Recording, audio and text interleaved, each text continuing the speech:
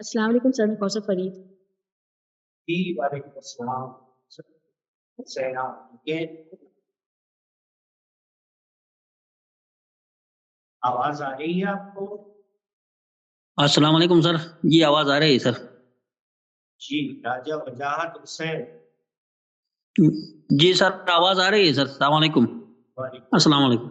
वालेकुम वालेकुम। और सागर महमूद भाई, सागर मोहम्मद भाई, ये भी ऑनलाइन। अस्सलाम वालेकुम रजा भाई, कैसे हैं आप? अल्लाह का शुक्र। सागर भाई सर कोई? अस्सलाम वालेकुम सर। शुक्र अल्लाह का, मौला का करम है सर। अच्छा, इंतजार किया जाए या आगाज किया जाए?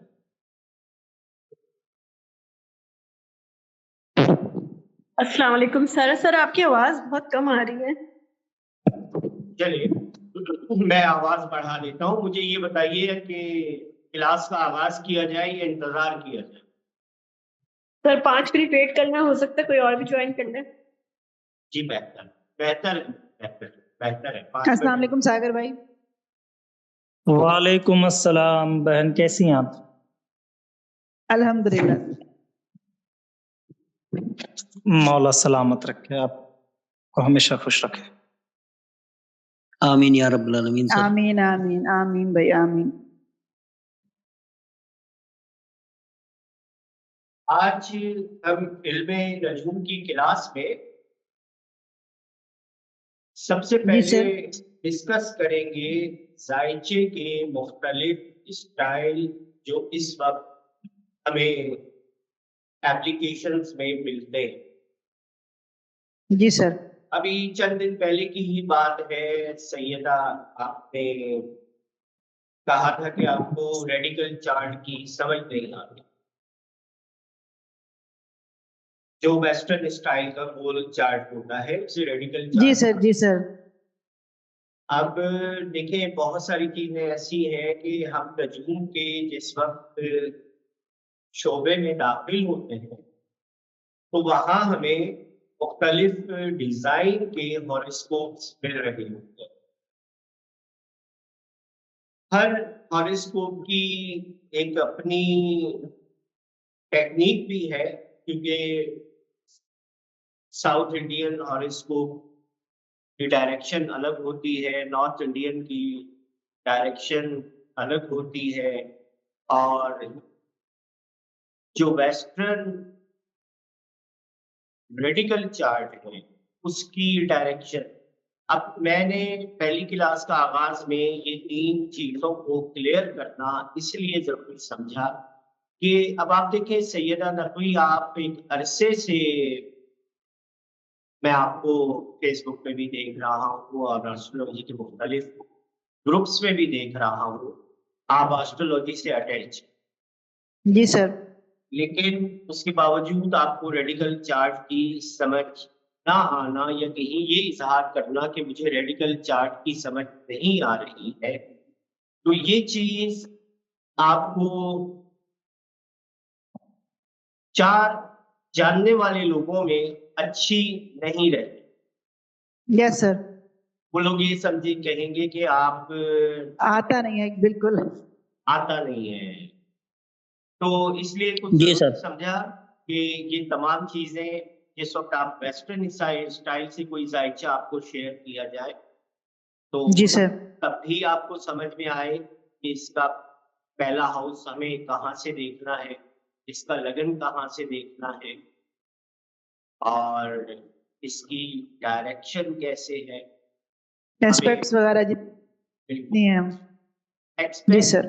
एक्सपेक्ट पे हम बात करेंगे इंशाल्लाह 2-3 क्लासेस के बाद। पहले हमें जायचे पे डिस्कस करनी है, जायचे के बाद हम नेक्स्ट क्लास में आइलेंसमा पे डिस्कस करेंगे कि ये जो हम साइडेरियल और ट्रॉपिकल आइलेंसमा के बिहाफ पे जो हम एक डिफरेंस बनाते हैं वेस्टर्न एस्ट्रोलॉजी में और वैदिक एस्ट्रोलॉजी में, उसके पीछे लॉजिक क्या है, दलाइल क्या है और वजूहात क्या है।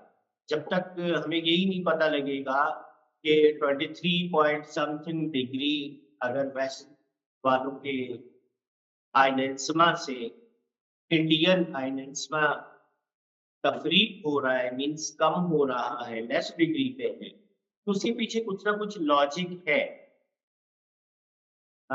उस लॉजिक को बहरहाल प्रिसीशन ऑफ अर्थ कहते हैं, जमीन का छुपाव। लेकिन वो कैसे इम्प्लीमेंट होता है इंशाल्लाह नेक्स्ट क्लास में हम इस पे गुफ्तगू करेंगे।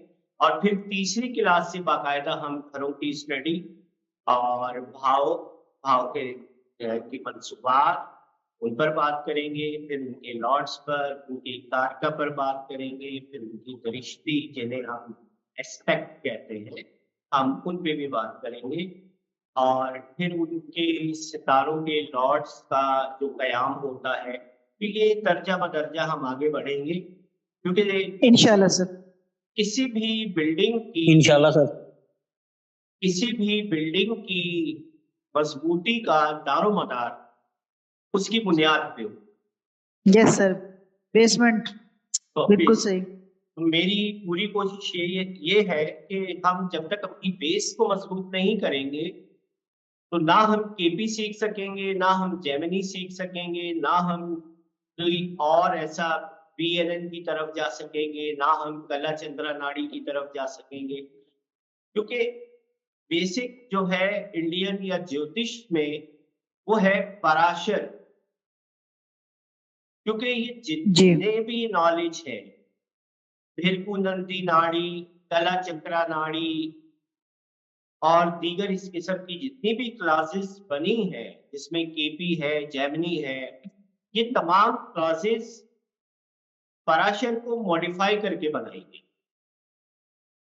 इनकी बुनियाद पराशर ही, और हमें बेहतर तरीके से पराशर को समझना है। जब तक ये समझ नहीं आएगी, हम केपी का कोर्स कर लें, हम बीएनएन का कोर्स कर लें, हम किसी भी आप कह लें कि एस्ट्रोलॉजी थॉट की रीडिंग हम ले लें, लेकिन इस पर हम प्रॉपर तरीके से बात नहीं कर पाएंगे, और ना हमें वो समझ आएगी, और ना ही हमें उसकी बुनियाद समझ में आएगी। यूँ समझ लीजिए कि आपको हेलीकॉप्टर से अगर एक प्लाजा की छत पर उतार दिया जाए और आपको यही पता ना लगे कि प्लाजा की बेसमेंट में जाने के लिए कौन सी सीढ़ियां इस्तेमाल करनी है, तो बंदा परेशान ही होता है। जी बिल्कुल सर। इसी तरह से केपी, बीएनएन या किसी भी तरफ जब हम जाते हैं, तो परेशानी ये होती है कि हम लोग बेस से वाकिफ नहीं होते, बुनियाद से वाकिफ। जब तक बुनियाद से वाकिफियत नहीं होगी, हम भटकते रहेंगे। और फिर ऐसा बंदा एक अच्छा एस्ट्रोलॉजर या एक जिसको हम कहते हैं ना कि लॉजिकल एस्ट्रोलॉजर, एक दलील के साथ आप मुदल्लल बात जब करते हैं, तो आपकी बात को रद्द नहीं किया जा सकता। आपकी बात को वो लोग रद्द करेंगे जिन्होंने बुनियाद या बेसिक्स नहीं पढ़ी। मेरी बात से आप सब लोग सहमत हैं, मानते हैं, समझते हैं? यस सर, मुत्तफिक ये सर सही कह रहे हैं सर। ओके, जबरदस्त बात बता रहे हैं सर। ठीक है, ठीक है, ठीक है। अब इन सब चीजों को समझने के लिए, सारे मामला को बेहतर बनाने के लिए, हम यहाँ पर कुछ वीडियोस भी शेयर कर रहा हूँ मैं। और मैंने आपसे ऑलरेडी बात की थी कि हमने बाकायदा इससे इस क्लास की रिकॉर्डिंग भी आपको दे दी है, तो वो भी आपको मिलेगी अल्लाह की करम से, आप वो भी हासिल करेंगे। लेकिन यहाँ पूरा ध्यान दीजिएगा, यहाँ मैं कुछ तस्वीरों के जरिए से आपको समझाऊंगा, कुछ एनिमेशन।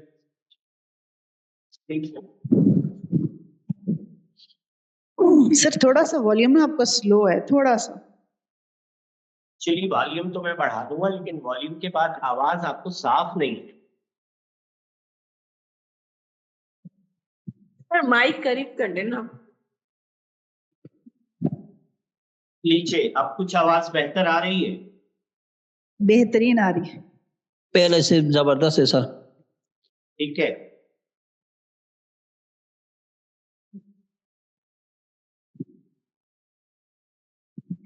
अब हम लोग यहाँ पर बात करेंगे स्क्रीन शेयर के हवाले से, और हमें यहाँ पर समझना है जायचे। ऐसा ही है? जी सर।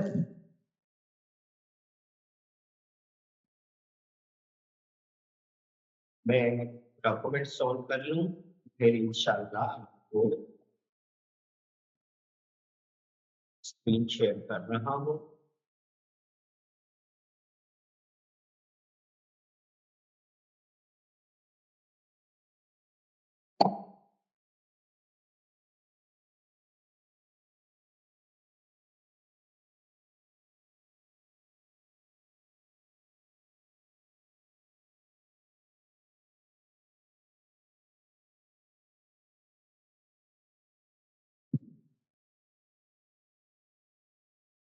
देखें अब आपके सामने स्क्रीन आई है।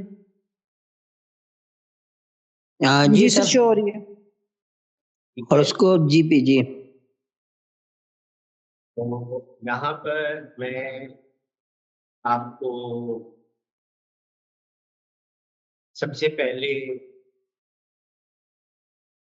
एक जायचे की तस्वीर शेयर कर, ये देख रहे हैं, ये नॉर्मली इसको हम वेस्टर्न हॉरोस्कोप कहते हैं। जी सर। आप कहीं पर जी भी सर। अगर आप गिनती करेंगे तो देखें यहाँ 12 घर। अब आपको चाहे स्क्वायर हॉरोस्कोप में आ जाए, चाहे रेडिकल हॉरोस्कोप में आ जाए, आपको जायचे में हमेशा 12 घर ही मिलते हैं। 13 घरों का जायचा नहीं मिलेगा, 11 घरों का नहीं मिलेगा, 10 घरों का नहीं मिलेगा। ये जो डिविजन्स है ये बुनियादी तौर पर 12 divisions, 12 12 horoscope, 12 houses of horoscope.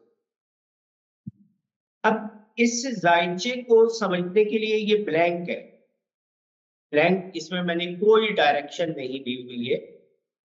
Direction से मुराद ये है कि आपको यहाँ ये समझ नहीं आ रहा होगा कि इसका असेंडेंट किस तरफ है, इसका 7वां घर कहाँ है, इसका 10वां कहाँ है, इसका चौथा घर कहाँ है।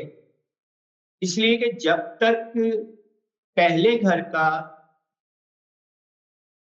हम तायन नहीं करेंगे कि पहला घर कौन सा है, और उससे आगे हमने फिर 2 3 4 5 7 8 9 10 11 12 तक की गिनती गिननी है और हाउसेस की तकसीम कर। अब ये फर्स्ट हाउस की जो बुनियादी तौर पर आइडेंटिफिकेशन है वो इससे मैं आपको नेक्स्ट वीडियो में शेयर करूंगा। लेकिन एक चीज और यहाँ पर देखते हैं आप, जब चार्ट मूव कर रहा हो आपको नजर आ रहा होगा कि ये आपके सामने ये जो हॉरोस्कोप का व्हील है ये मूवमेंट कर रहा है। हाँ जी सर, घूम रहा है। अब इसकी मूवमेंट है क्लॉकवाइज, जैसे घड़ी चलती। हाँ जी सर। लेकिन अगर आप इनर सर्कल को देखेंगे या देखेंगी तो वो जो है बुनियादी तौर पर बुल एंटी क्लॉकवाइज। जी सर। ऐसे ही है। बाहर वाला क्लॉकवाइज, नीचे वाला सेंटर वाला एंटी क्लॉक चल रहा है। 12 देख,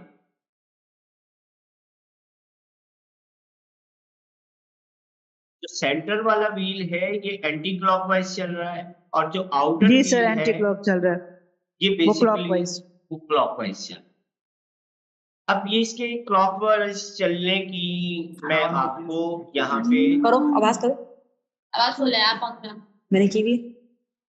वही तो नहीं हो रहा सईदा म्यूट कर ले माइक। अब एक बार आवाज की भी है दिखाओ। हाँ की है एक बार तार को लगा सईदा माइक म्यूट कर आप ले। लोग अपना माइक को म्यूट कर लें प्लीज। जूम नहीं हो रहा। फिर तेज मोबाइल वाले में लगा लेती हैं आप इसमें तुम लगाओ इसको तुम लगाओ। अब ना ब्लूटूथ पर तबस्सुम बाजी, आप अपना माइक को म्यूट करें। वो ये सर आप म्यूट कर दें। सर आप म्यूट कर दें। एडमिन म्यूट कर सकते हैं। ठीक है हो गया रुक जाओ। मैं म्यूट करूंगा तो फिर आपको कोई बात पूछनी Connect करो। होगी तो दोबारा ऑन नहीं होगा। अपनी तरफ से आप माइक को म्यूट करें ताकि जब कभी कोई बात करनी हो उस वक्त माइक ऑन करके आप बात कर लीजिए। पागल बच्चों की जा रही है पागल है। क्या रुस्ती कर रही हूँ मैं माइक लगा कैसा आवाज आई है लाइन में से हेलो है देखो माइक ठीक है,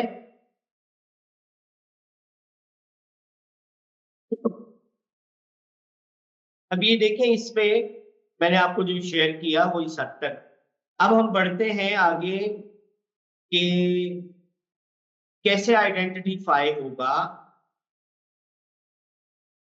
किस तरीके से हम ये तय करेंगे कि पहला घर कौन सा है, दूसरा घर कौन सा है, पांचवा कौन सा है और सातवां, आठवां, नौवां, दसवां कौन सा है।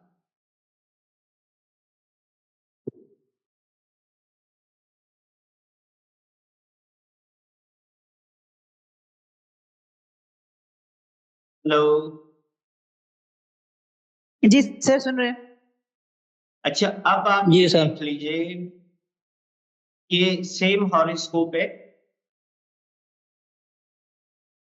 ठीक है, वेस्टर्न हॉरोस्कोप है और अब इसके अंदर हमने इसको ब्लैंक नहीं रखा, एक बाकायदा पूरा हॉरोस्कोप इसका हमने लिया।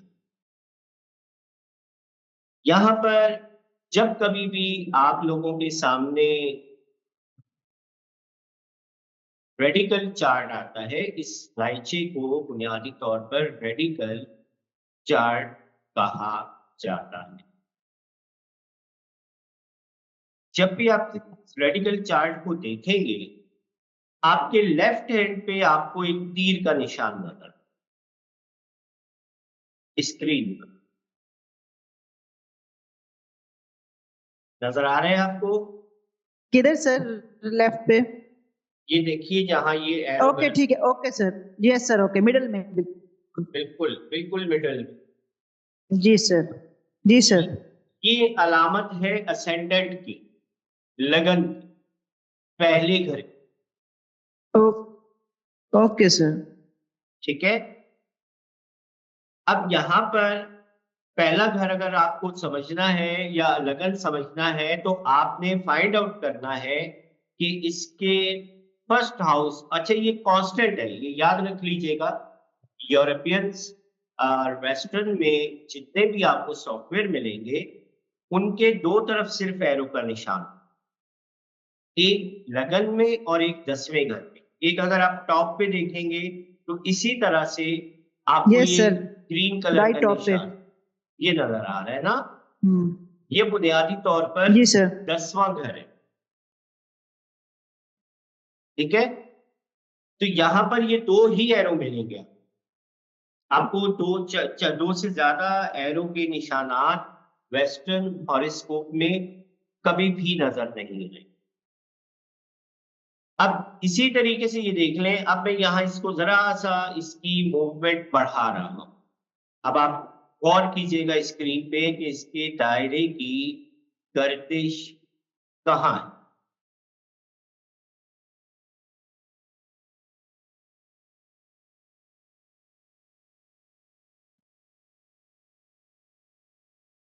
आप ये देख लीजिए कि मैंने टॉरस से कैंसर पे आ गया।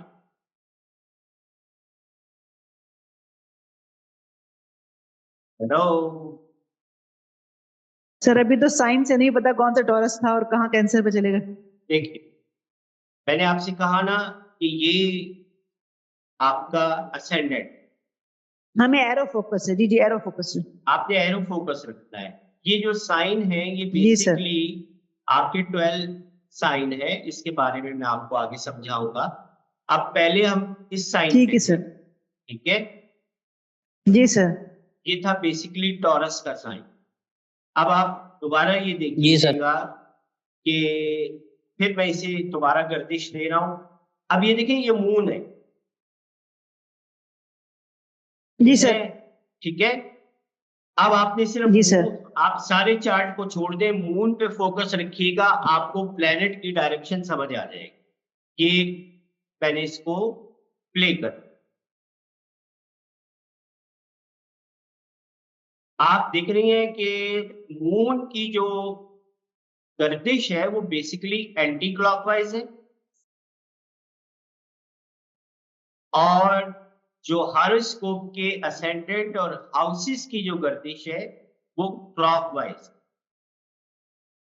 जी सर। ऐसे ही है। अब जब भी सिंपल सादे से लफ्ज, जिस तरह आप वेस्टर्न एस्ट्रोलॉजी का हॉरोस्कोप देखते हैं, तो वेस्टर्न एस्ट्रोलॉजी के हॉरोस्कोप में क्या होता है कि सितारा तीसरे से चौथे घर में गर्दिश करता है, मां सिवाय राहु केतु। राहु केतु चूंकि उनकी चाल क्लॉकवाइज होती है, तो इसलिए वो क्लॉकवाइज पिछले घरों में जाता है। और हाँ जी। दीगर जो 7 से अर्गान है, जिसमें शम्स, कमर, ज़ोहरा, अतारद, मुश्तरी, मरीख, ये सातों से अर्गान, इनकी जो गर्दिश साइची में होती है वो बुनियादी तौर पर एंटी क्लॉकवाइज, और यही वजह थी कि ये मून यहाँ पर एंटी क्लॉकवाइज गर्दिश कर रहा था। एक मरतबा दोबारा देख लें, ये मून है, और ये जब इसकी मैं गर्दिश के लिए स्विच ऑन करता हूं तो ये एंटी क्लॉकवाइज गर्दिश। अच्छा, यहां आपको दो चीजें समझ में नहीं आ रही, क्योंकि आपका जो आउटर सर्कल है वो भी गर्दिश कर रहा है और ये भी गर्दिश। अब जी सर, दोनों करें। दोनों गर्दिश कर रहे हैं, तो थोड़ी सी कॉम्प्लिकेशन आपके जहनों में होगी कि हम किसे फॉलो करें। ये याद रखिएगा, ये मिसाल के तौर पे मैंने आपको चार्ट दिया है, ये एक किस्म की जी जी जी। मिसाल। अब आप लोगों में से फर्ज कर लेते हैं किसी का साइन ल्यू, ठीक है, जी। ये मैं इसको ल्यू पे, ये ल्यू साइन, ये देखिए ये ल्यू की निशान, ठीक है। अब यहां से जी सर। चूंकि जब हम बर्थ हॉरोस्कोप बनाते हैं तो बर्थ हॉरोस्कोप में एक चीज तय हो जाती है कि आपका फर्स्ट हाउस ल्यू, अब इसकी मूवमेंट नहीं होनी, ये सारी ये जिंदगी फिक्स है। ये फिक्स हो जाएगा।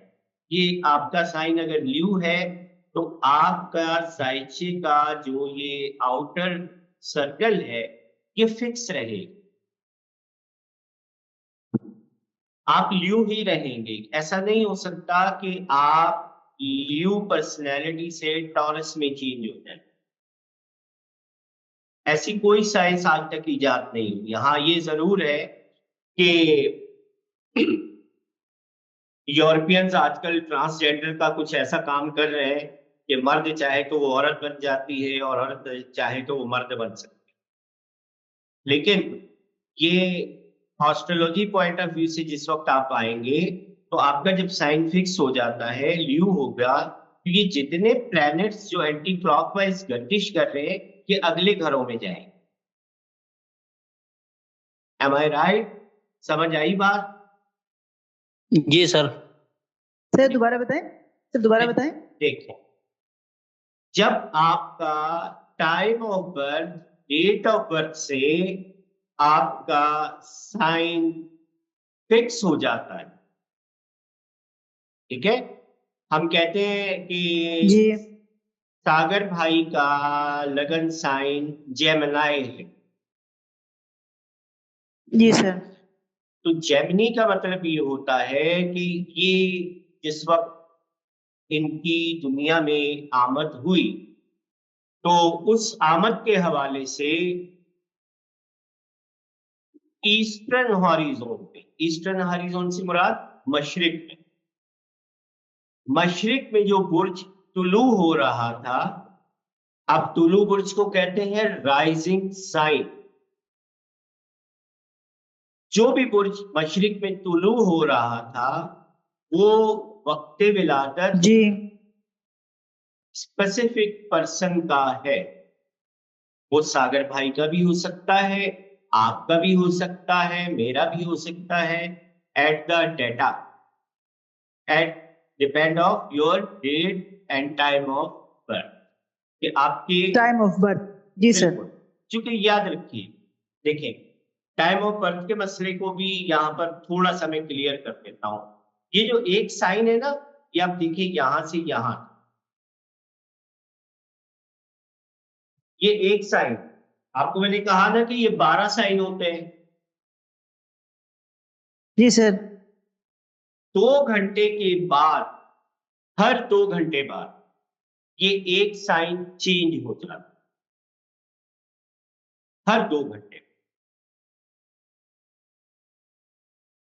और जी ये भी सर। वजह है कि 24 घंटों के अंदर 12 के 12 बुर्ज ईस्टर्न हॉरिजॉन पर आते हैं और आगे बढ़ जाते हैं।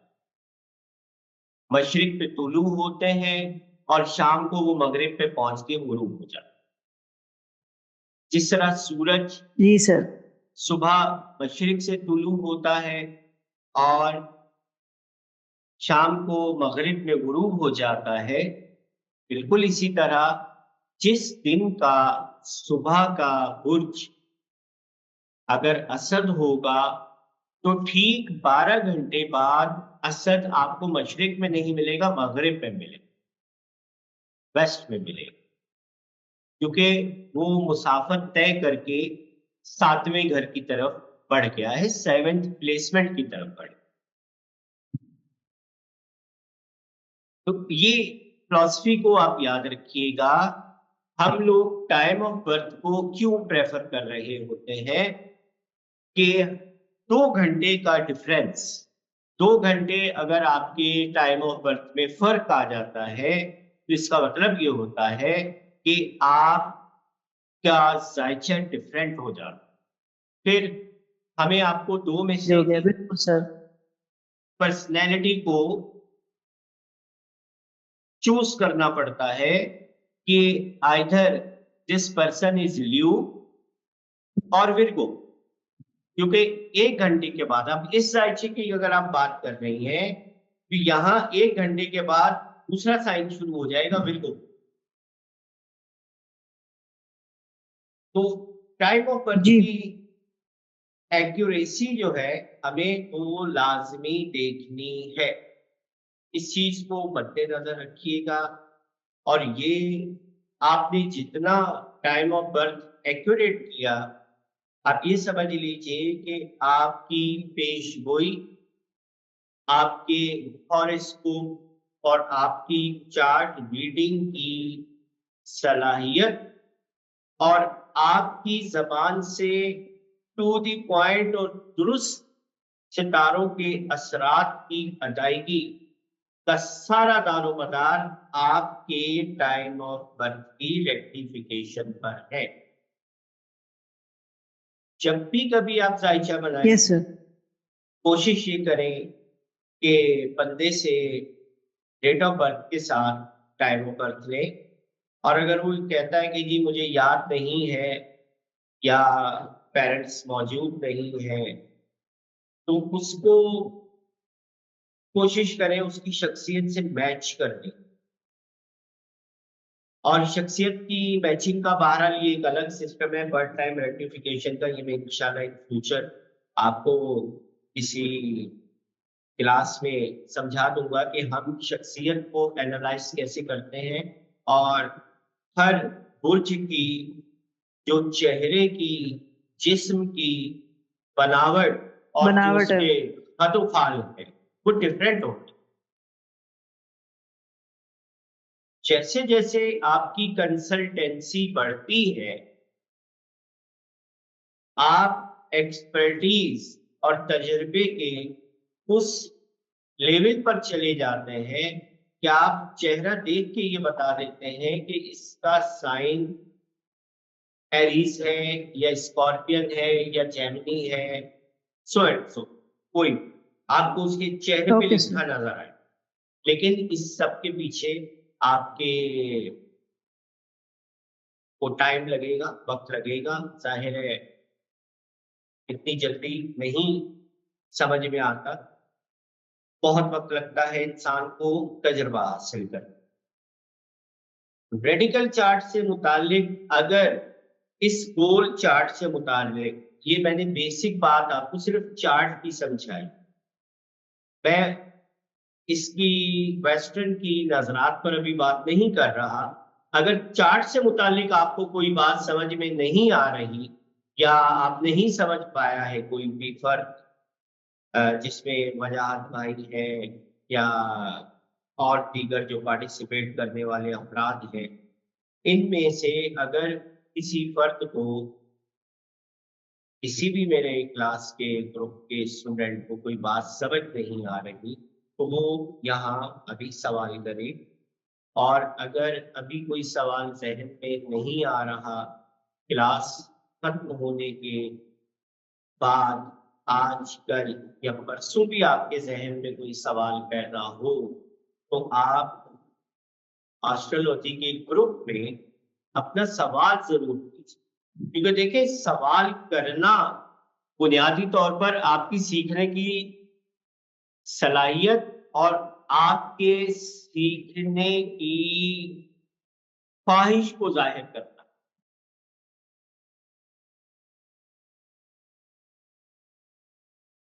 एक 100 अफराद की क्लास हो, एक लेक्चरर आता है, एक टीचर आता है, वो लेक्चर देके चला जाता है, लेकिन याद रखिएगा सवाल वही करेगा जिसने तवज्जो से लेक्चर सुना होता है और उस बंदे को कहीं पर भी लेक्चर में कुछ समझ में नहीं आ रहा तो वो सवाल सर मैं क्वेश्चन करूं? जी बिल्कुल करें, बिल्कुल करें। सर मेरा क्वेश्चन ये है कि हम लोग स्टार्ट के लिए डेटा एंटर कहाँ करेंगे?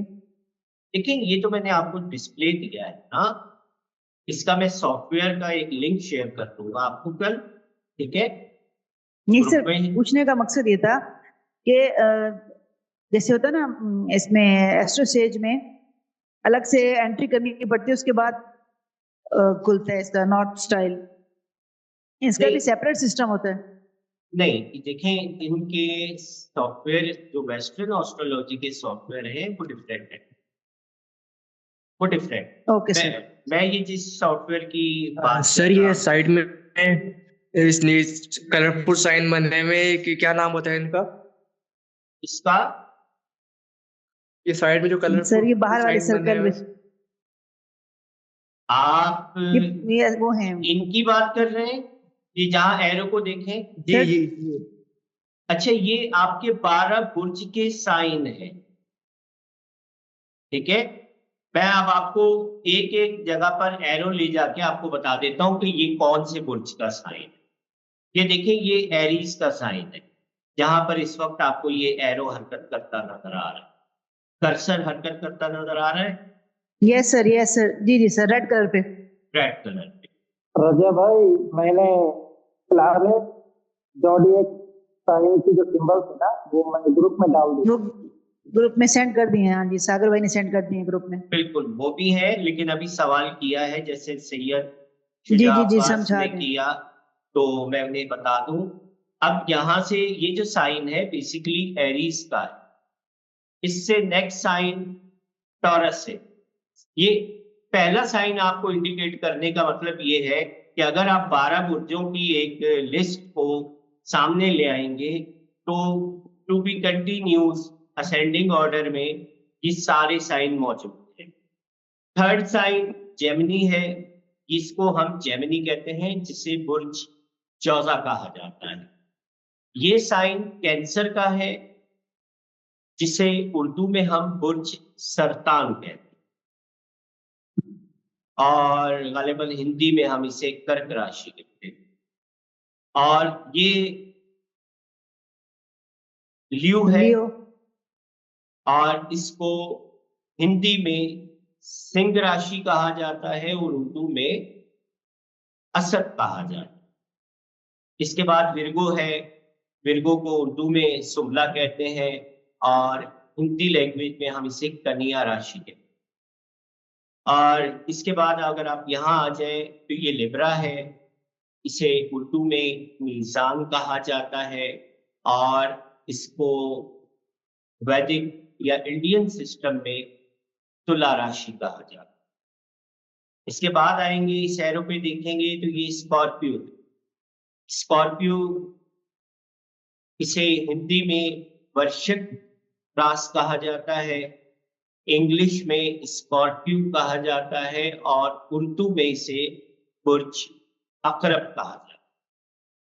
इसके बाद हम बढ़ जाते हैं अगले बुर्ज की तरफ, तो ये है बुनियादी तौर पे सेजिटेरियस, बुर्ज कौस, और हिंदी में इसे गालिबन धनु राशि कहते हैं।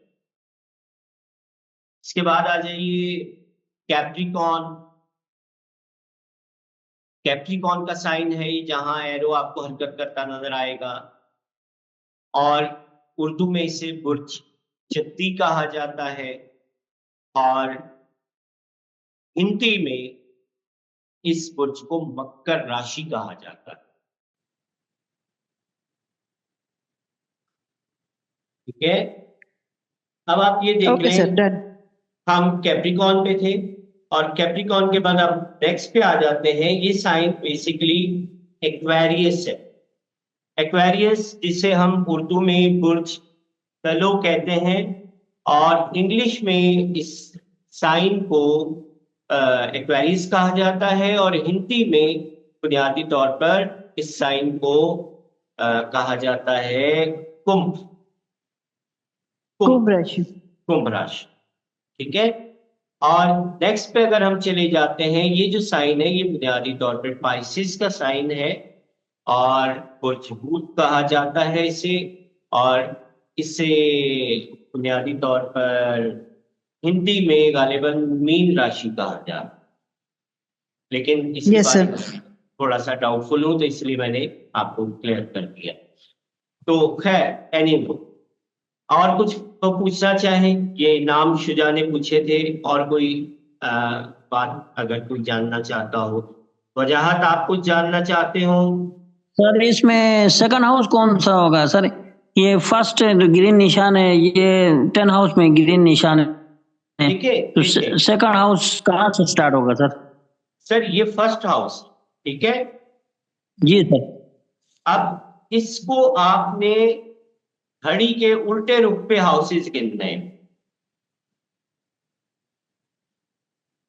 सही है?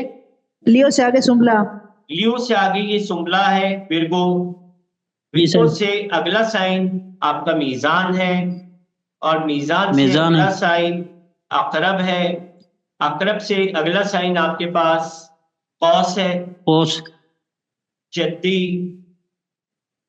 तलु, फूल, हमल, सौर, जौजा, सरतान, और ये 12 बुर्ज है। ठीक है, इसको ओके सर। इसको जब भी वेस्टर्न में और south north Indian diamond chart में आपने प्लैनेट्स और हाउसेस को एंटी क्लॉकवाइज काउंट करना है। इस पॉइंट को आप याद रखिएगा, घड़ी के उल्टे yes sir, anti clock.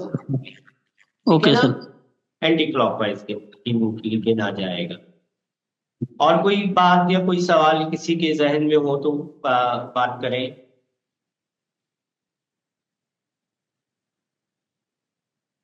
Hello. Sir मैंने तो क्वेश्चन पूछ लिया, कोई और अगर है किसी के माइंड में तो क्वेश्चन कर ले, हो सकता है हमारे माइंड में वो क्वेश्चन और इम्पोर्टेंट हो।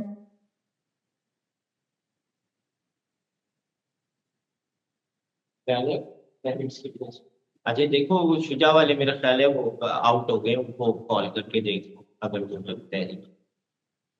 अच्छा, प्लैनेट्स पे देखिए बहुत सारी चीजें, मैं आपको एक क्लास एक के ऊपर ले चलूंगा, लेकिन प्लैनेट्स को जिस वक्त हम रिप्रेजेंट करेंगे ना, तो प्लैनेट्स जी नॉर्थ इंडियन, साउथ इंडियन और वेस्टर्न, इन तीनों में कॉमनली यूज होता है। ठीक है, उसकी कोई अलग अलग वो नहीं है, जिसको हम आइडेंटिटी कहते हैं, या कोई अलग अलग शनाख्त नहीं है। प्लैनेट जब हम बात करेंगे, प्लैनेट पे जब हम डिस्कशन करेंगे ना, तो ये देखें ये सारे जी प्लैनेट्स सर। हैं। ये मार्स है, ये सन है, मरकरी है, ये वेनस है, प्लूटो है, नेपच्यून है, यूरेनस है, मून है, सैटर्न है, जुपिटर है, ये राहु है, और इसके बिल्कुल अगेंस्ट केतु। लेकिन इस पे अभी हम बात नहीं कर, क्योंकि बहुत सारी चीजें आपके माइंड में वो हो जाएंगी बिल्कुल, उलझ जाएंगी। तो हलवा बन जाएगा। तो मैं हलवा नहीं बनाना चाहता, मैं चाहता हूं कि जो जितनी बात है उसको याद रखिएगा, ताकि हम जब आगे बढ़ें तो इस मसले को अच्छे तरीके से लेकर आगे बढ़े। यूं ना हो कि आगे आगे हम बढ़ते जाएं और पीछे वाला अ, हम सफाई करके पोछा भूलते मारते जाए। हुए चले जाए, तो उसका कोई फायदा नहीं। हाँ, उसका कोई फायदा नहीं है ना मेरी बहन, तो फिर मजा नहीं आएगा। यस तो सर। क्योंकि ये जो चीजें हैं, मुझे टाइम की कतई तौर पे परवाह नहीं है। 4 महीने लगेंगे, 5 लगेंगे या 6 लगेंगे, मुझे उसकी कोई परवाह नहीं। लेकिन मेरी ख्वाहिश ये होगी कि अगर मैं 4 माह में, 5 माह में या 6 माह में भी आपको कंप्लीट बेसिक पे इतनी ग्रिप बना दूं कि आप किसी सॉफ्टवेयर को यूज करके एटलीस्ट जायचा बनाने और जायचे की बेसिक को रीड करने जैसे। इंशाल्लाह सर, इंशाल्लाह। इंशाल्लाह एडवांस सर। एडवांस एस्ट्रोलॉजी आगे है, बहुत आगे। उसमें हमारे पास योग भी बनते हैं, हमारे पास दशा है, नक्षत्रास है, और फिर इसके बाद मुख्तलिफ किस्म की लगन है, जैसे अरोज लगन आ जाता है, हौरी लगन आ जाता है, सन लगन आ जाता है, मून लगन आ जाता है। ये बहुत सारी आगे की स्टेजेस हैं, लेकिन हम इसको स्टेप बाय स्टेप करेंगे तो हमारे जहन में रहेगा। एक दिन में अगर हम बात करेंगे तो उलझने पैदा हो जाएंगी, बहुत सारी चीजें आपको याद रहेंगी, बहुत सारी चीजें आप भूल जाएंगे। तो इतना इतना सा डोज दिया ये जाए कि जो काबिल कबूल हो। सर ये सईदा का मैसेज है कि हर बुर्ज का अपना सियारा है, तो ये हाँ, कम सियारे ज्यादा बुरूज में कैसे तकसीम होते हैं? सैयदा सईदा सईदा सैयदा देखें, सितारों की कम सियारे ज्यादा बुरूज में तकसीम का जो एक कॉन्सेप्ट है वो बिल्कुल डिफरेंट और अनहोना है। अब ये देख लें कि कमर और शम्स, ये दो वाहिद सितारे हैं जो सरतान और असद के मालिक हैं, और ये एक एक बुर्ज के मालिक हैं। सरतान का सितारा कमर है, और कमर सिर्फ सरतान का ही मालिक है, दूसरा कोई बुर्ज ऐसा नहीं है जिस पर कमर की हाकमियत हो। शम्स असद का सितारा है, असद के अलावा दूसरा कोई बुर्ज नहीं है जिस पर शम्स की हाकमियत हो। अब अगर इन दो को निकाल दिया जाए तो बाकी बचेंगे 10 बुर्ज, ऐसा ही है। 10 घर बनेंगे जी। 10 घर बच गए। अब हर सितारा बाकी जो 5 सितारे बचे ना, जिसमें अतारद है, जी ज़ोहरा है, मरीख है, ज़ोहल है, मुश्तरी, ये पांचों सितारे दो दो घरों के मालिक, दो दो बुर्जों के मालिक। अब वो भी मैं वजाहत कर देता हूं। मरीख 2 बुर्जों के अंडर कंट्रोल में आता है। मरीख बुर्ज हमल और बुर्ज अकरब का हाकिम सितारा। ज़ोहरा बुर्ज सौर और बुर्ज मीजान का हाकिम सितारा है। अतारद बुर्ज चौजा और बुर्ज सुमला का हाकिम सितारा,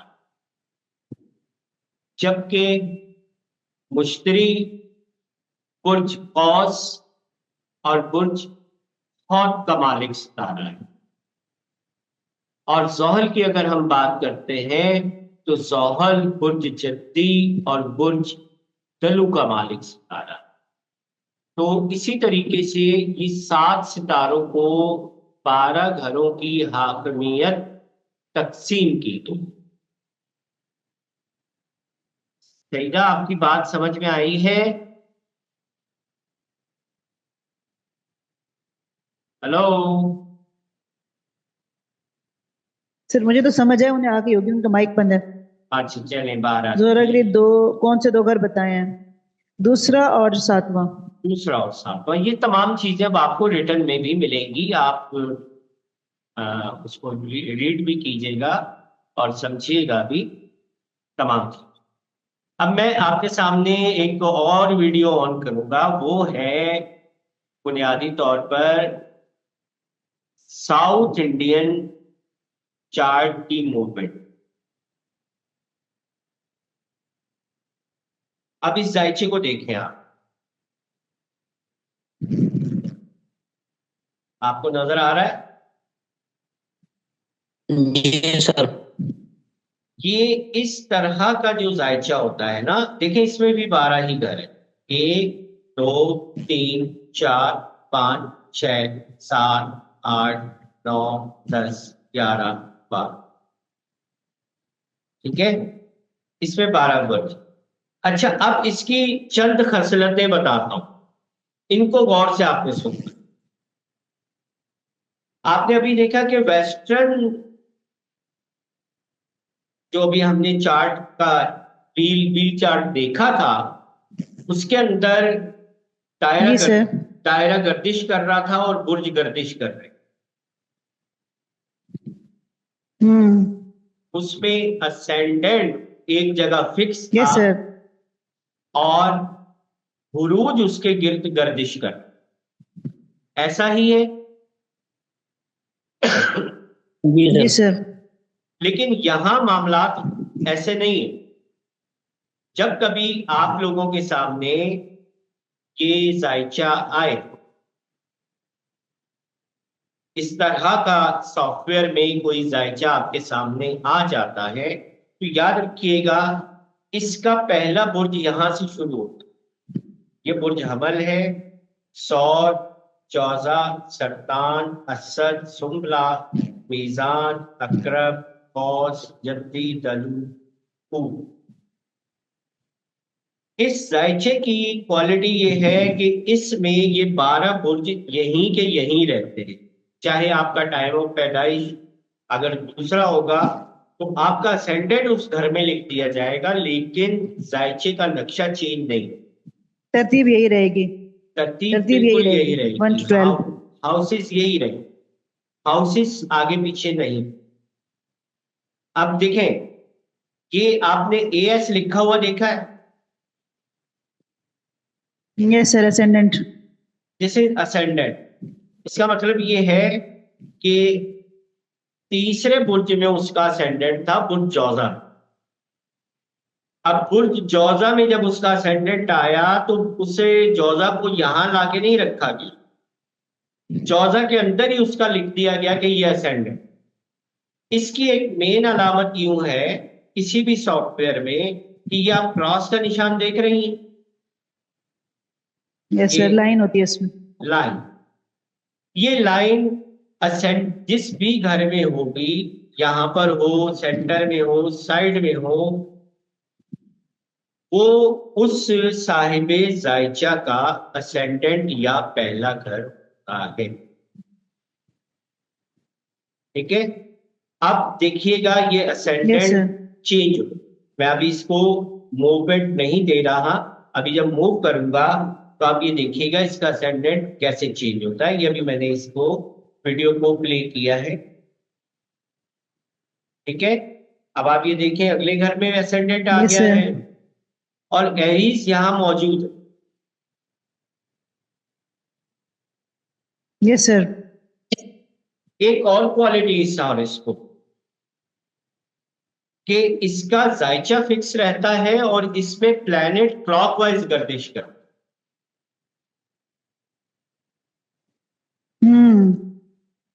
ठीक है ना, रेडिकल चार्ट में यस सर।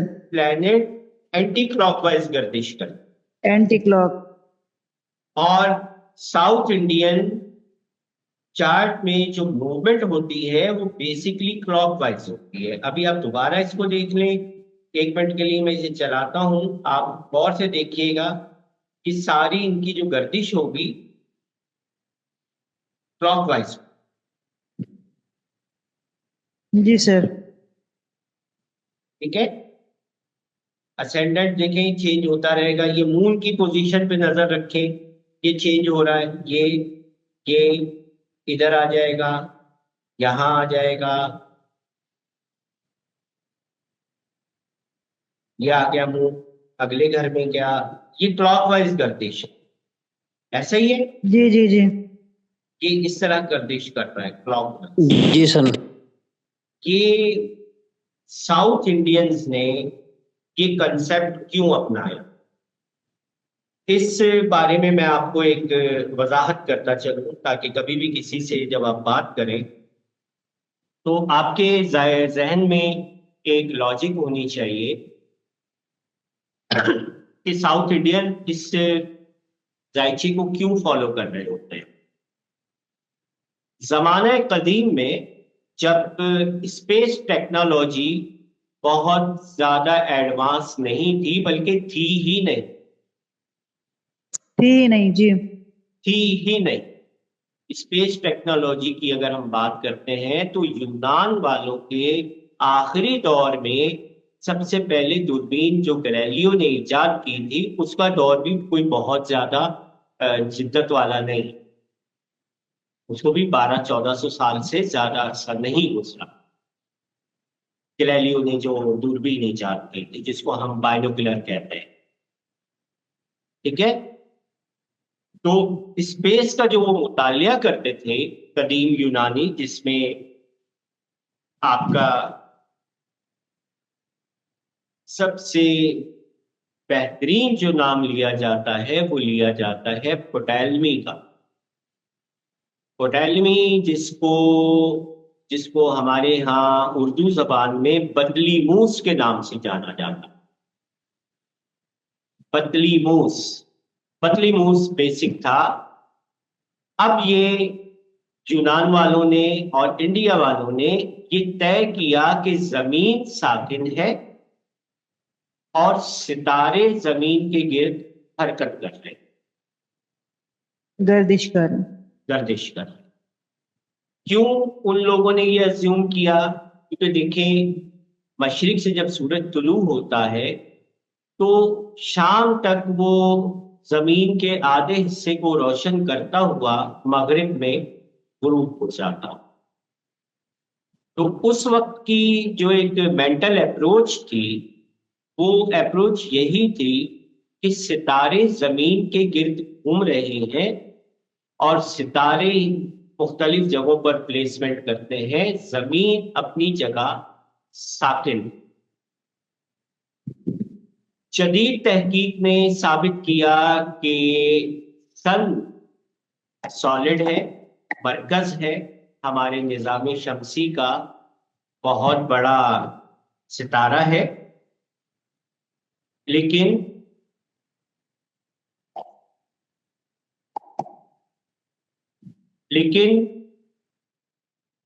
जदीद जो नजरिया सामने आया वो नजरिया यही सामने आया कि तमाम सियारगान अपने अपने ऑर्बिट पर शम्स के गिर्द गर्दिश कर रहे हैं और फिर हर सियारे के अपने अपने चांद हैं जो उस सियारे के ऑर्बिट के गिर्द गर्दिश कर रहे हैं। यहाँ डबल ऑर्बिट सिस्टम आ जाता है। ये थोड़ी सी एक लॉजिक देने की जरूरत यूं थी कि आपको ये समझ में आ जाए कि आज तक ये जो साउथ इंडियंस अपने फलसफे पर मौजूद हैं, कायम हैं, वो इसी वजह से।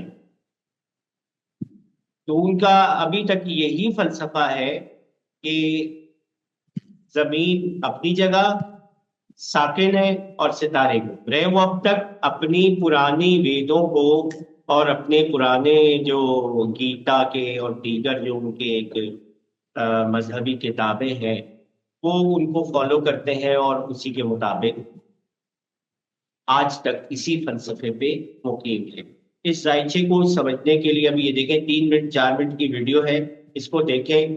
इसमें मैंने कुछ स्पीड्स कम भी की, ज्यादा भी की, प्लैनेट्स की गर्दिश को मेंटेन करने के हवाले से कि आप यहाँ देखें कमर की गर्दिश को अगर आप फॉलो करेंगी आपको सब समझ आ जाएगा। हमारे दोस्त, मेरे बच्चे, शुजा, मुस्तफ़ा, मेरा अपना बेटा और मेरे जितने भी दोस्त सहबाब हैं, यह सब मेरे बहन भाई, ये याद रखिए। यहाँ आप स्टूडेंट नहीं, आप बहैसियत। अब ये देखिए, ये मैंने असेंडेंट को चेंज किया, कि अब असेंडेंट हर 2 घंटे बाद चेंज होता है। नजर आ रहा है आपको? ये देख लें। Yes sir. ये असेंडेंट हर 2 घंटे बाद चेंज होता है। तो इसका मतलब ये है कि ये हाउसेज अपनी जगह सॉलिड है, ये कभी भी चेंज नहीं होंगे। जब भी जायचा आपने पढ़ना है तो जिस जगह ये एएस और ये लाइन का साइन होगा उस प्लेस को आपने पहला कर समझकर उससे आगे बढ़ना है। ये कुछ चीदा चीदा असूली बातें यूं है कि जब आपके सामने जायचा आए तो एटलीस्ट आप ये समझ सकें कि इसके ऊपर मुझे कौन सी लॉजिक यूज करनी है। इसको इस्तेमाल करने के हवाले से मुझे क्लॉकवाइज प्लैनेट की गर्दिश देखनी है या मुझे एंटी क्लॉकवाइज प्लैनेट्स की गर्दिश देखनी है, या इसका असूल क्या है, इसका कायदा क्या है, ये तमाम चीजें आपको नजर आएंगी इन जायचों में। ये इसका बताने का मेन मकसद आपको ये, ठीक है? कंसेप्ट क्लियर है? जी सर। Yes sir. कोई भी और क्वेश्चन अगर आपको इस साउथ इंडियन हॉरोस्कोप के मुताबिक समझ में नहीं आ रहा तो बिल्कुल आप बिला झिझक पूछिए।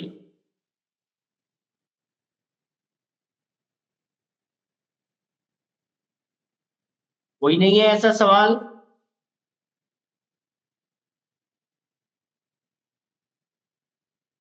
नॉर्थ इंडियन चार्ट की वीडियो ऑन करके आपको नॉर्थ इंडियन चार्ट का स्टाइल भी समझा दिया जाए।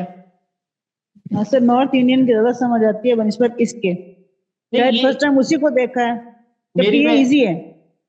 देखिए सारे चार्ट इजी हैं, मैं इसीलिए आपको कह रहा था कि बेस को समझिए। अब आप इसको जरा सा प्रैक्टिस में लाएंगी ना तो आई होप कोई आपके लिए इतना बड़ा मुश्किल काम नहीं होगा, क्योंकि आप काफी अरसे से स्टडी कर रही हैं नजूम की और हॉरोस्कोप वगैरह की, तो आपके लिए कोई इतना बड़ा ये मैटर नहीं होगा।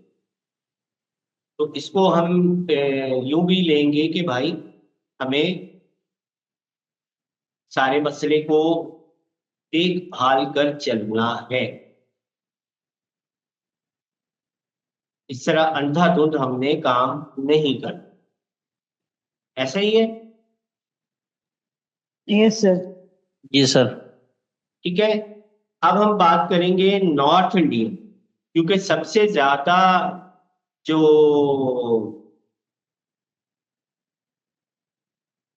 जायचा इंडियन सिस्टम में हमारे पाकिस्तानी एस्ट्रोलॉजर हजरात यूज करते हैं, वो नॉर्थ इंडियन डायमंड स्टाइल का चार्ट यूज करते हैं।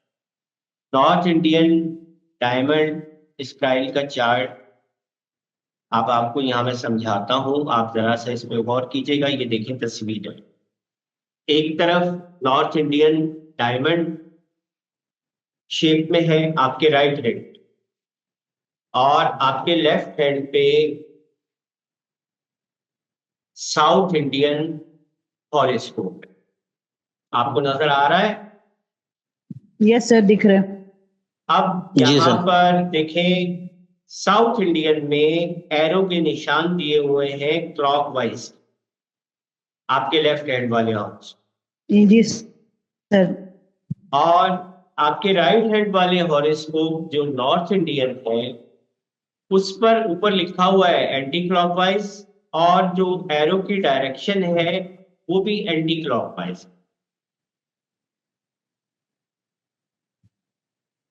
ऐसा ही है?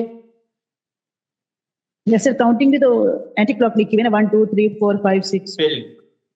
वजाहत आपने जो सवाल पूछा था ना, हम गिनती कैसे शुरू करेंगे, तो ये देखें, कोई भी बुर्ज जब नॉर्थ इंडियन हॉरोस्कोप में इस घर में आएगा तो वो आपका पहला साइन, पहला घर कहलाएगा। अब वो कोई भी बुर्ज आ सकता, यहाँ पर बुर्ज जी अकरब सर। भी आ सकता है, हमल भी आ सकता है। ये इसके घरों की जो कंडीशन है कि चेंज नहीं हो, ये यहीं रहे। जिस तरीके से साउथ इंडियन में मैंने आपको बताया कि आप नंबरिंग अगर देखेंगे तो ये क्लॉकवाइज नंबरिंग लिखी हुई, बिल्कुल जिस तरह घड़ी चलती है उसके रूप में। और जबकि आप राइट हैंड वाले जायचे को जब आप देखेंगे, इसको हम कहते हैं north Indian diamond style chart. तो ये बुनियादी तौर पर एंटी क्लॉकवाइज, और यहाँ पर ये जो तीर के जितने निशान दिए हुए हैं और गिनती का जो स्टाइल है वो भी आप देख सकते हैं कि वो लेफ्ट साइड पे है, मींस एंटी क्लॉकवाइज। ऐसा ही है? जी सर। तो यस सर, एंटी। ये चीज समझने के लिए मैंने एक छोटा सा, ये मुझे बहुत सारी चीजें कुछ डिजाइन भी करना पड़ी और कुछ नेट से भी डाउनलोड करना पड़ी, ताकि आप की समझ में एक बाकायदा सिस्टम जरूर आ जाए। ये देखिए आप, अब ये है मूवमेंट एनिमेशन, इसको आप मद्देनजर, ये अभी मैं इसे प्ले कर रहा हूं। ये फर्स्ट हाउस है टॉरस। अब ये इसे मैंने प्ले किया, अब आप देखें ये फर्स्ट हाउस जेमिनी आ गया, असेंडेंट यही। इस जायचे में असेंडेंट हमेशा इसी घर में रहेगा। इस चीज को आप लोगों ने मद्देनजर रखना है, याद रखना है। कुछ भी हो जाए, जब भी किसी एप्लीकेशन में आप नॉर्थ इंडियन स्टाइल का जायचा बनाएंगे तो उसका पहला घर हमेशा यही हो, ये चेंज नहीं होगा, ये याद रखिएगा। और यहीं से फिर आपने 2 3 4 5 6 7 8 9 10 11 12 घरों की काउंटिंग को समझना है। अब यहाँ आप ये देखें, सितारे चेंज हो रहे हैं। किस तरह चेंज होंगे? देखें, सितारे इस जायचे में क्लॉकवाइज गर्दिश कर रहे हैं। वजाहत और सैयदा आप रास्ते में हैं तो आप देख लें। यस सर, मैं फोकस है, मेरा फोकस है सर। ठीक है, अब ये क्लॉकवाइज गर्दिश है सितारों। यहाँ आपको सितारों की गर्दिश क्लॉकवाइज नजर आ रही है इस एनिमेशन में, लेकिन ये बिल्कुल गलत। ठीक है, सर आपकी वॉइस नहीं है, आपने क्या कहा? ये बिल्कुल रॉन्ग है। बिल्कुल गलत है। ओके। यहाँ वही रूल फॉलो होगा जो हमने वेस्टर्न में देखा था कि बुर्जों की जो गर्दिश है वो बुनियादी तौर पर क्लॉकवाइज है और जो प्लैनेट्स की गर्दिश है वो एंटी क्लॉकवाइज। Yes sir. मैंने जिस तरह आपसे कहा था कि ये ल्यू है, अभी भी ये असल मैंने ल्यू ही रखा है। अब ये जायचा फिक्स हो गया एक बच्चे की विलादत पर। अब जो भी प्लैनेट की गर्दिश होगी वो बुनियादी तौर पर एंटी क्लॉकवाइज होगी। यूं हाँ दूसरे बिल्कुल से सर। तीसरे, चौथे, पांचवें, छठे, सातवें, आठवें, नवें, 10वें, 11वें, 12वें। और ये जो राहु और केतु है इनकी गर्दिश क्लॉकवाइज। क्लॉकवाइज होगी बिल्कुल। जी सर। ये दोनों चीजें तीनों चार्ट की बेसिक्स को और सितारों की गर्दिश को समझाने का मकसद सिर्फ इतना है कि जो कुछ जानते हैं उनका भी एक क्लियरेंस हो जाएगी, उनके माइंड रिवीजन हो में भी जाएगी बिल्कुल। रिवीजन भी रिवीजन हो हो जाएगी जाएगी। हमारी। और जी सर। सेकंड, बहुत सारी चीजें ऐसी हैं जो नए आने वालों के तो खैर नॉलेज में बिल्कुल भी नहीं, तो उनको भी अपडेट जरूर करना था कि आप जब भी इल्म नजूम की दुनिया में कदम रखेंगे आपका सामना इन तीन किस्म के जायचों से होगा। कोई आपको वेस्टर्न जायचा बताएगा, कोई आपको साउथ इंडियन का जायचा बना के शेयर कर देगा और कोई आपको नॉर्थ इंडियन स्टाइल का जायचा बना के शेयर कर देगा। तो वहां अगर हम ये कहते हैं ना कि यार तुम इसको कन्वर्ट करके ना उसमें बनाओ, मुझे ये समझ में नहीं आता, तो ये थोड़ी सी एक वो जिसको कहते हैं ना कि सामने वाले की नजर में हमारी एक कमजोरी बन जाती है कि यार इसको तो ये जायचा पढ़ना ही नहीं आ रहा, समझ में ही नहीं आ रहा, ये मुझे गाइड क्या करे, नहीं ये मुझे बताएगा क्या? बिल्कुल ट्रू सर। ये मुझे बताएगा क्या, ये मुझे समझाएगा क्या, ये मुझे गाइडलाइन क्या देगा। तो ये यहाँ पर आपको मेंटली तौर पे तीनों जायचों के ऊपर प्रैक्टिस करती है। तीनों जायचों में प्रैक्टिस करें, वेस्टर्न पे भी करें और साउथ इंडियन हॉरोस्कोप पे के पर भी चार्ट पे भी आप फोकस किया करें। अच्छा, अगर कोई फर्ज करते हैं सवाल आपसे नहीं पूछ रहा, ठीक है ना, होता है हर एक के सर्कल Yes, sir. में, तो आप खुद भी दिन में 1-2 मरतबा सिर्फ हॉरोस्कोप का स्टाइल चेंज कर दें एप्लीकेशन। तकरीबन तमाम एप्लीकेशंस के अंदर हॉरोस्कोप के स्टाइल्स चेंज करने का ऑप्शन मौजूद होता है, मां सिवाय वेस्टर्न एप्लीकेशन के, क्योंकि वेस्टर्न एप्लीकेशन जो है वो प्योर वेस्टर्न स्टाइल पे काम करती हैं, उनमें रेडिकल वो चार्ट सर्कल ही रहता है। उनका सिर्फ वही तो सर्कल ही रहता है। सर्कल ही रहता है। लेकिन जब भी आप इंडियन एस्ट्रोलॉजी के जितने भी आप ऐप यूज करें, एप्स यूज करेंगे, चाहे वो डेस्कटॉप पे हो, लैपटॉप पे हो, आपके सेल फोन पे हो, आपकी नोटबुक में हो या फिर आपके टैबलेट पर हो, आपको चार्ट स्टाइल चेंज करने का ऑप्शन मिलेगा। तो ये एडवाइस इसलिए दे रहा हूं कि आपको प्रैक्टिस रहेगी, आपको बिल्कुल सर। प्रैक्टिस रहेगी और कभी भी कोई भी किसी भी स्टाइल का जायचा बनाए तो आप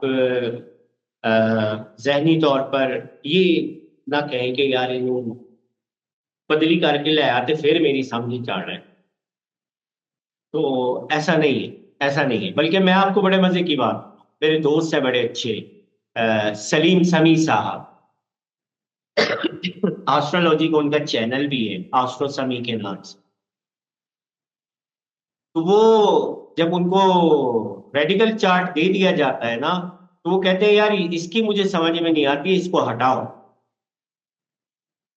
आप मुझे वैदिक हॉरोस्कोप पेश करें, नॉर्थ इंडियन या साउथ इंडियन, तो होना चाहिए कि आपको उस पे भी कमांड होनी चाहिए। फर्क सर साइंस की आइडेंटिज्म का लैंग्वेज है इसमें यूज की हुई है ना, जी। तो इसमें लैंग्वेज है वो साइंस की यूज की हुई है ना।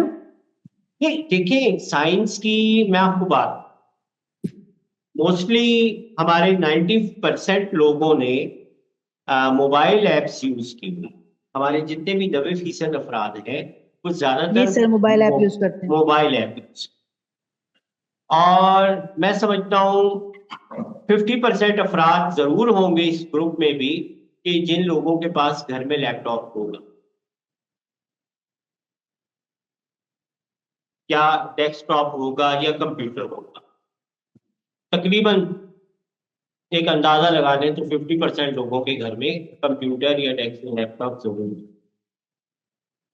अब यहां कहने की बात यह है कि लकीर का फकीर नहीं बनना है,